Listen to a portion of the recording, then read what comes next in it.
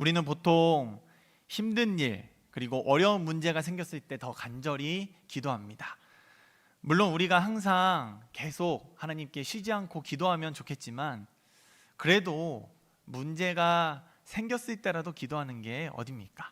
몇 달 전에 이 담임 목사님께서도 문제가 있을 때라도 기도하라고, 그때라도 기도 안 하면 어떻게 할 거냐라고 말씀하신 적이 있습니다. 우리가 운전을 하다 보면 돌발 상황이 발생할 때가 있습니다.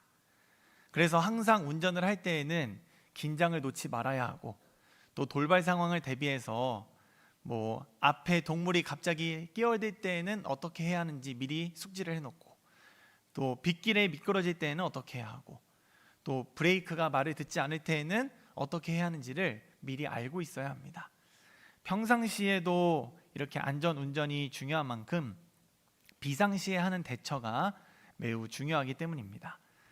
우리가 하나님께 기도할 때도 마찬가지입니다. 물론 우리의 기도가 미숙해도 성령님이 통역을 잘 해주시고 예수님이 중보를 잘 해주셔서 하나님은 찰떡같이 알아들으시지만, 그럼에도 하나님은 우리가 성경이 가르쳐주는 올바른 기도를 통해서 진작에 위로받고 회복하기를 바라고 계십니다. 어떤 문제든지 그 문제보다 더 크신 하나님께 기도를 한다면 그 기도 자체가 우리에게 문제를 이길 힘이 될 것입니다. 이것은 급할 때, 문제가 있을 때 하는 기도에만 해당되지는 않습니다. 평상시에도 우리가 하나님께 기도할 때마다 참 평안을 얻는다면 그것이 하나님께서 우리에게 주신 기도라는 선물을 잘 사용하는 방법이 될 것이기 때문입니다. 느헤미야는 기도의 사람이었습니다. 나중에도 함께 살펴보겠지만 이 성벽을 쌓는 고된 일, 바쁜 일을 하면서도 파수꾼을 세워서 기도하기를 쉬지 않게 했습니다. 그 느헤미야가 자기 조국이 절망적인 문제에 빠졌을 때에도 어김없이 하나님께 기도를 하기 시작합니다. 그 기도를 할 때 먼저 하나님을 부르게 됩니다. 첫 번째 보여주시면, 느헤미야는 하나님을 그냥 부르지 않고 하늘의 하나님, 크고 두려우신 하나님이라고 부릅니다. 하늘의 하나님이라는 말은 여러 가지 의미를 담고 있습니다. 높이 계시고 전능하시고 거룩하신 분이라는 말입니다. 그래서 하나님을 대적하는 사람들에게는 그 하나님께서 크고 두려운 분으로 여겨질 수밖에 없고, 하나님을 사랑하고 하나님의 계명을 지키는 자에게는 언약을 지키시고 긍휼을 베푸시는 분이 되시는 것입니다. 느헤미야는 예루살렘에서 온 사람들을 통해서 이 예루살렘의 대적들의 시기와 공격으로 황폐해지고 그것이 치욕을 당하고 있다는 것만을 보고 들었습니다. 그러니까 그 사람들은 1차원적으로 생각해서 자기들이 당한 처지, 그 힘든 상황만을 가지고 나왔다는 말입니다. 3절에 그들이 내게 이르되 사로잡힘을 면하고 남아있는 자들이 그 지방 거기에서 큰 환난을 당하고 능욕을 받으며 예루살렘 성은 허물어지고 성문들은 불탔다 하는지라 라고 말하고 있습니다. 하지만 느헤미야는 하나님께 자신의 형편을 말하기에 앞서 그 문제보다 크신 하나님이 어떤 분인지 고백하고 있습니다. 우리는 주기도문 덕분에 하늘에 계신 하나님이라는 기도가 매우 익숙합니다. 그런데 정말로 이 기도가 익숙한 만큼 하나님을 하늘에 계신 분으로 생각하며 그렇게 부르고 있을까요? 하늘에 계시다는 말은 공간적으로 저 멀리 우주 너머에 계신 높은 곳에 계신 분이라는 뜻이 아닙니다. 하늘은 보통 땅과 대비가 되는데, 땅이란 우리가 발을 딛고 살아가는 이 곳, 불완전한 곳, 영원하지 않은 곳, 죄와 사망과 고통이 있는 곳입니다. 그래서 하늘은 반대로 완전한 곳, 영원한 곳, 죄와 사망과 고통이 없는 곳을 말합니다. 우리가 우주선을 타고 열심히 가면 도달할 수 있는 곳이 아니라 하나님께서 가진 절대 주권과 그 능력을 표현하는 말입니다. 우리는 기도에 대해서 두 가지 실수를 할 때가 있습니다. 첫 번째는 기도를 하지 않는 실수입니다. 평상시에 기도를 소홀히 할 뿐만 아니라 다급한 상황, 절망적인 상황에서도 기도를 잘 못하는 경우가 있습니다. 발을 동동 구르거나 여기저기 해결 방안을 알아보느라 바쁘거나 또는 자기 힘으로 해결해 보려고 안간힘을 씁니다. 우리 하나님께서 하늘에 계신 것처럼 높고 위대하시고 전능하신 분이라는 사실을 입으로는 매번 말하지만 실제로는 믿고 있지 않을 때가 많이 있는 것입니다. 두 번째 실수는 우리 하나님을 단순한 문제 해결사 정도로만 생각한다는 것입니다. 물론 기도를 하지 않는 것보다야 낫지만 급한 문제가 해결되면 또다시 하나님을 안 보이는 곳에 치워두고 자기 살 길을 살아갈 때가 있습니다. 우리가 평상시에 소화기가 어디 있는지도 잘 모르고 있어도 쓸 일이 없다고 생각하니까 이 인테리어에도 방해되는 그것을 구석 안 보이는 곳에 두기 쉬운데 딱 하나님을 소화기 정도로 생각하는 것입니다. 정말로 하나님이 어떤 분이신지 알고 믿는다면 우리가 살아가는 매 순간이 하나님이 아니고서는 살아갈 수 없다는 것을 깨달을 수밖에 없습니다. 그리고 그런 하나님께 항상 예배하고 영광을 올려드릴 수밖에 없습니다.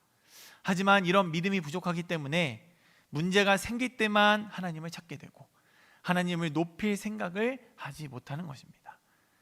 이러한 사람들에게는 하나님이 아무리 복을 약속하시고 이루고 싶어 하셔도 그 약속을 이루실 수가 없습니다. 그들이 하나님과의 관계를 그 정도로밖에 생각하고 있지 않기 때문입니다. 이 하늘의 하나님이라는 고백은 확신의 고백입니다. 우리를 창조하시고 구원하신 하나님께서 전능하시고 지극히 높으신 분이라는 고백임과 동시에 내가 지금 그런 하나님께 직접 나와 기도할 수 있다는 사실을 느끼며 담대함과 벅찬 마음을 입 밖으로 표현하는 것입니다. 이사야서 40장 12절 15절에서도 보라 그에게는 열방이 통의 한 방울 물과 같고 저울의 작은 티끌 같으며 섬들은 떠오르는 먼지 같으리니 보라 그에게는 열방이 통의 한 방울 물과 같고 저울의 작은 티끌 같으며 섬들은 떠오르는 먼지 같으리니 이 각 나라의 정상이나 군 관계자들이 필요할 때 직접 통화를 할 수 있는 전화가 있는데 그걸 핫라인이라고 부릅니다. 급하게 소통을 해야 하거나 직접 이렇게 대화를 해야 할 때 복잡한 이런 절차를 거치지 않고 얘기를 하기 위해 만들어 놓은 비상전화 같은 것입니다. 당연히 이 비상전화는 높은 사람들끼리만 주고받을 수 있는 전화겠죠. 그리고 이 전화는 급할 때 사용하는 것이기 때문에 우리가 이 일반 전화처럼 전화번호를 누르고 전화를 거는 게 아니라 수화기를 들기만 하면 바로 그 상대방에게 벨이 울리도록 되어 있는 전화입니다. 우리가 하나님을 찾는 것도 마찬가지입니다. 우리는 언제든지 하나님께 기도로 나아갈 수 있고 언제든지 우리의 기도를 하나님께서 들어주실 준비가 되어 계십니다. 그런데 한 가지 다른 게 있다면 우리는 하늘에 계신 하나님께 직접 전화를 할 수 있는 만큼 대등한 관계가 아니라는 점입니다. 하지만 우리는 예수님의 이름이 있기 때문에 하나님께 이 한 라인을 걸 수 있게 되었습니다. 성경은 계속해서 하나님의 백성이 하나님을 어떻게 알고 있어야 하는지를 보여주고 있습니다. 우리 다니엘서 9장 3절 4절 말씀을 같이 한번 읽어보겠습니다. 시작.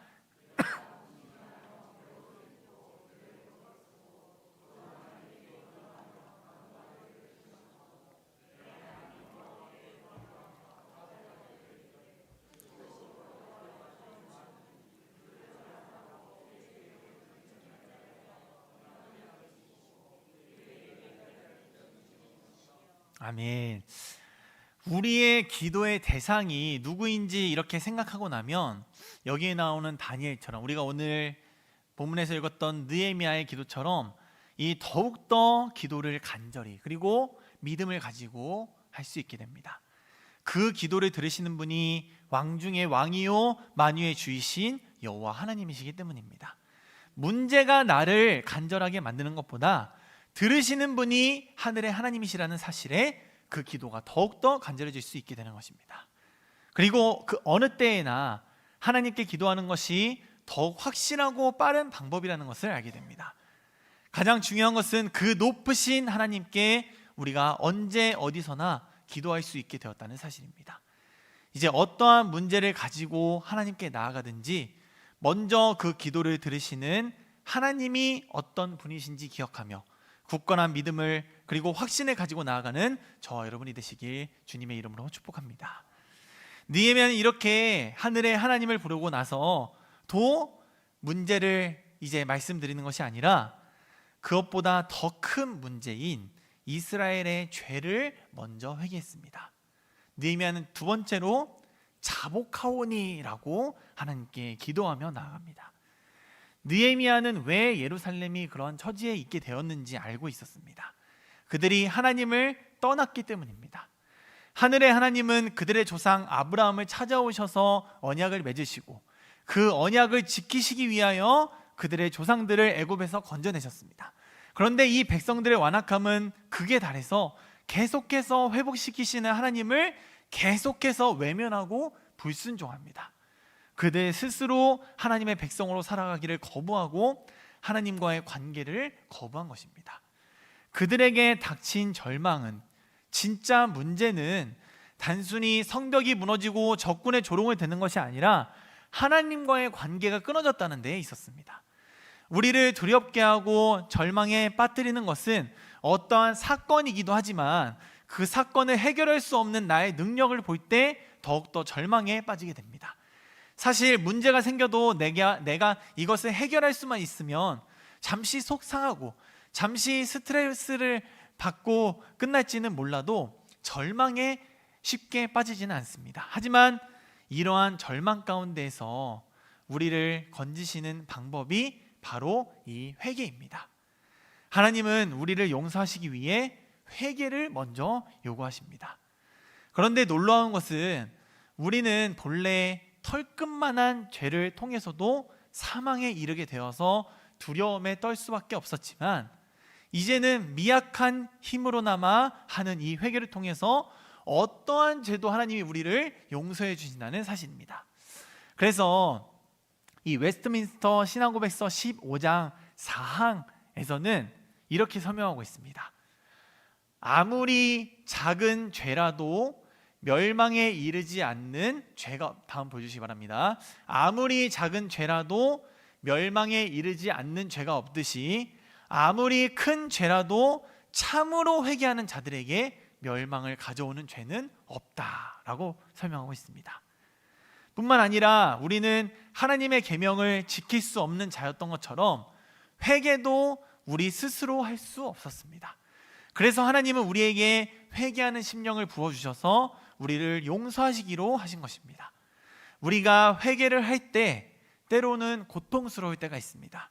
죄를 직면하기도 힘들고 죄를 인정하기도 싫을 때가 있습니다. 그렇다고 해서 그 모든 것을 이기고 회개하는 우리의 수고를 통해서 죄 용서를 받는 것이 아닙니다. 다음 그림 보여주시면 이 모노드라마라는 연극 장르가 있습니다. 단 한 사람의 배우만으로 진행되는 연극을 말합니다. 우리가 믿음으로 받는 구원에서도 그 믿음마저 하나님의 허락하심과 이끄심이 있었기 때문에 가능했듯이 회개 또한 우리의 수고가 아니라 하나님께서 친히 우리가 회개를 할 수 있도록 마음을 주셨고 우리는 그러한 사랑과 능력에 이끌림 바 되어 하나님께 자복하며 나아갈 수 있게 된 것입니다. 그러니까 구원도 회개도 사실 우리는 거기에 전혀 관여한 바가 없고 오히려 하나님의 모노드라마와 같다고 할 수 있는 것입니다. 우리는 마치 관객처럼 이제 그 은혜의 혜택을 누리기만 하면 되는 것입니다. 그래서 하나님은 호세아서를 통해서 이렇게 말씀하셨습니다. 내가 그들의 반역을 고치고 기쁘게 그들을 사랑하리니 나의 진노가 그에게서 떠났음이니라. 그러니까 이제 회개는 하기 싫다고 안 해도 되는 게 아니고 또 부끄럽다고 해서 대충 해서도 안 되는 것입니다. 오히려 진정한 회개는 하나님께서 우리를 사랑하신다는 매우 큰 증거이기 때문입니다. 방금 우리가 읽은 말씀처럼 하나님은 우리를 고치시길 기뻐하십니다. 죄만 지을 수 있었던 우리가 그 죄에서 돌이키고 하나님께 다시 나아갈 마음을 가지게 된 것은 전적으로 하나님께서 우리를 택하시고 부르셔서 그분의 자녀로 삼아 주셨기 때문입니다. 우리 스가랴 12장 10절 말씀을 같이 한번 읽어보겠습니다. 시작.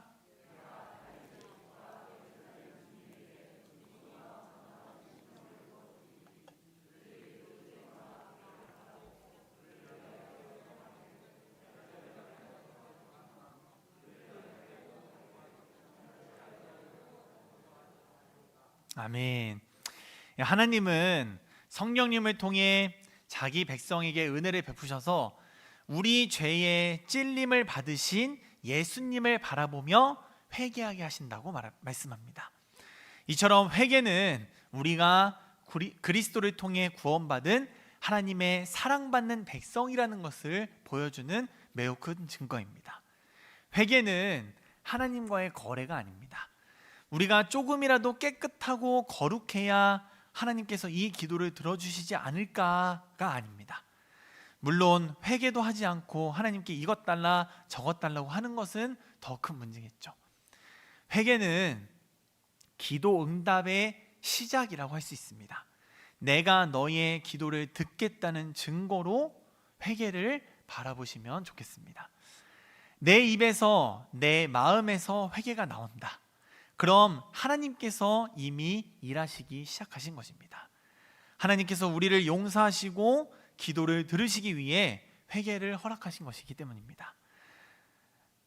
느헤미야는 긍휼을 베푸시는 주여라고 외치며 기도를 시작하는데 회개는 이미 긍휼이 우리에게 임했다는 증거입니다.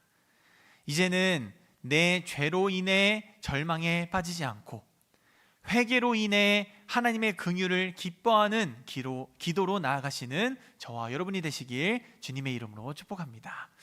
마지막으로 느헤미야는 청하건대 기억하옵소서라고 기도합니다. 어찌 보면 이 기도는 매우 뻔뻔하고 염치 없는 기도로 들릴 수 있습니다. 약속을 어긴 쪽에서 오히려 약속을 지켜달라고 매달리고 있기 때문입니다. 심지어 그 대상이 하늘에 계신 높으신 하나님이고 요구하는 쪽은 죄를 지은 피조물인 인간인 것입니다. 그런데 사람의 관계에서도 이렇게 뻔뻔하고 염치 없는 요구를 할 수 있는 관계가 딱 한 가지 있습니다. 바로 자녀가 부모에게 요구할 때입니다. 자녀들은 자기들이 부모님께 불순종을 하든 약속을 지키지 않든 상관없이 필요한 게 있으면 여전히 뻔뻔하고 염치 없게 요구를 합니다.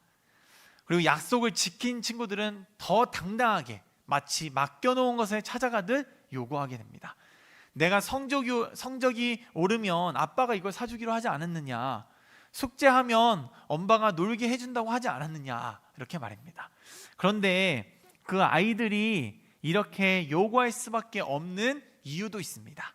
그들은 부모가 아니면 이것을 채울 수 있는 방법이 없기 때문입니다. 아무리 미운 짓을 하고 속을 썩여도 내 자식은 내 자식입니다.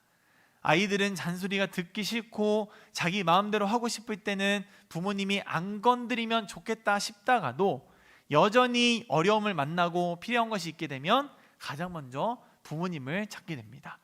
그 이유가 무엇일까요? 관계가 그렇게 맺어져 있기 때문입니다.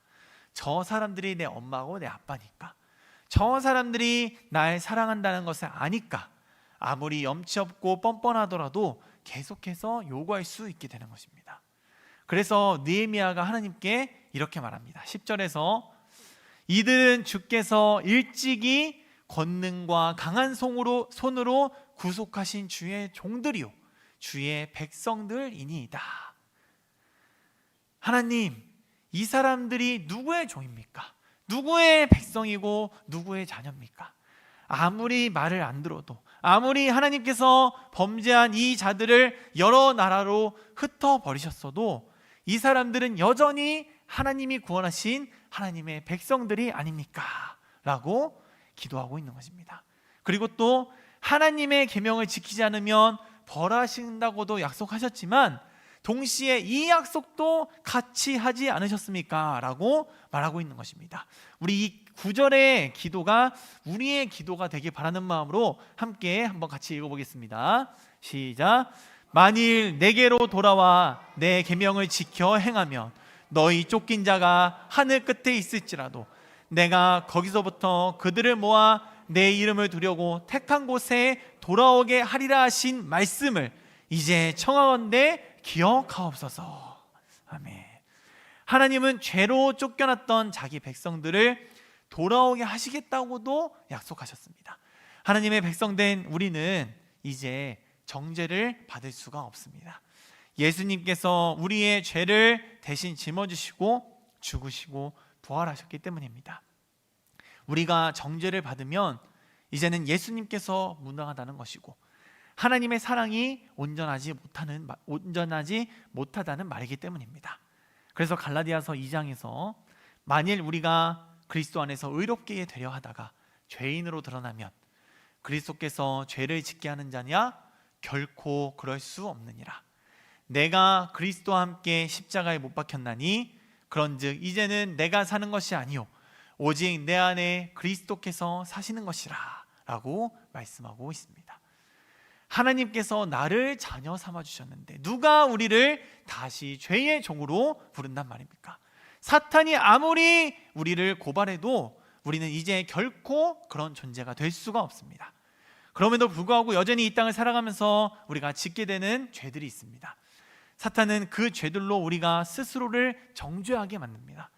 그 속임에 넘어가지 않으시는 저와 여러분이 되시길 주님의 이름으로 강권합니다.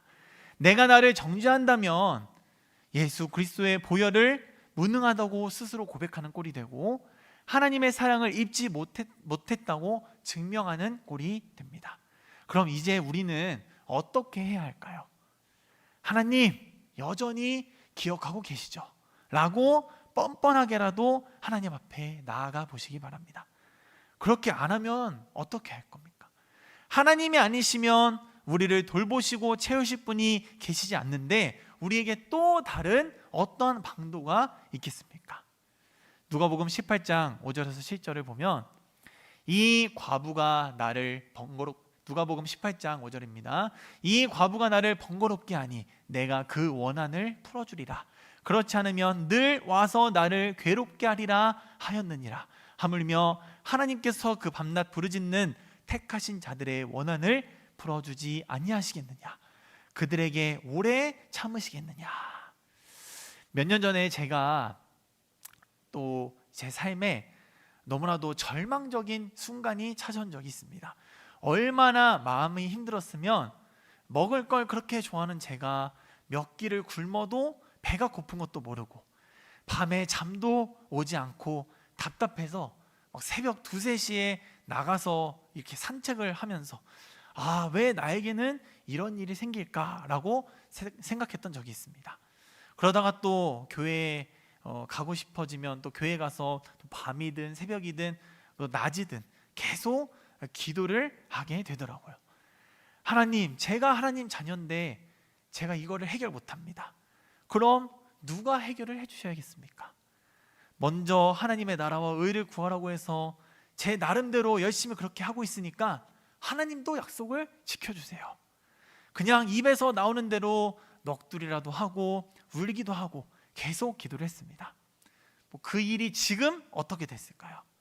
아직 그 일이 끝나지는 않았지만 제가 하늘에 계신 하나님께 기도를 할 수가 없었다면 9절에서처럼 내 이름을 두려고 택한 곳에 돌아오게 하리라는 그 말씀과 같은 이 회복의 약속들이 없었다면 내가 어떻게 이 시간들을 견뎠을까라는 생각이 들게 되었습니다.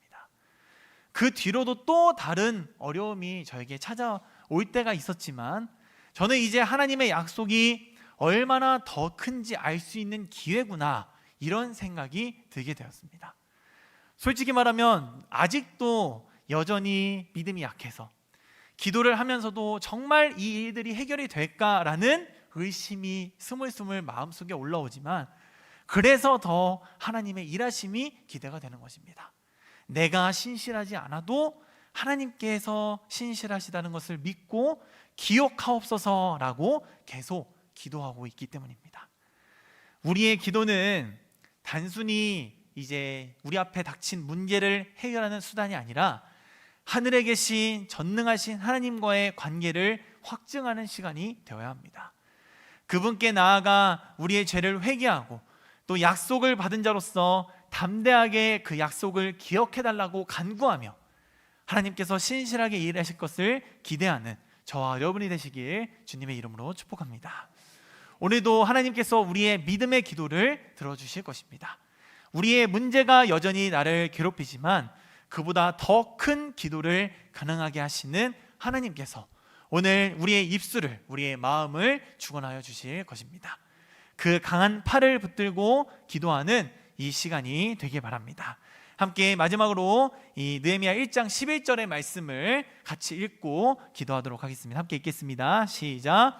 주여 구하오니 귀를 기울이사 종의 기도와 주의 이름을 경외하기를 기뻐하는 종들의 기도를 들으시고 오늘 종이 형통하여 이 사람들 앞에서 은혜를 잊게 하옵소서. 아멘. 함께 기도하겠습니다.